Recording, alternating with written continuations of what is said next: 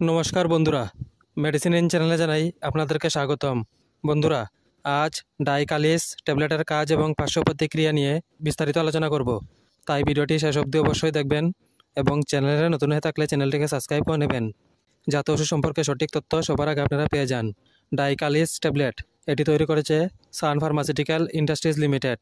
এটি যে উপাদান দিয়ে তৈরি করা হয়েছে তা হলো ডাইক্যালসিয়াম, mallet, vitamin D2, folic acid এবং গ্লাইসিন। এটি একটি স্টিপে 10টি ট্যাবলেট থাকে। ডাইকালিস ট্যাবলেট শরীরে পুষ্টির যোগান ঠিক রাখে এবং হাড় ও মাংসপেশির স্বাভাবিক স্বাস্থ্য বজায় রাখতে সাহায্য করে। এছাড়া রক্তে হিমোগ্লোবিনের মাত্রা বৃদ্ধি করতে সাহায্য করে।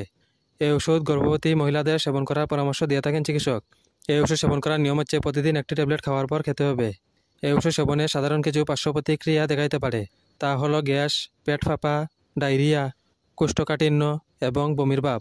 যদি এরকম সমস্যা দেখা দেয় তাহলে ওষুধ সেবন বন্ধ করে অবশ্যই চিকিৎসকের পরামর্শ নেবেন।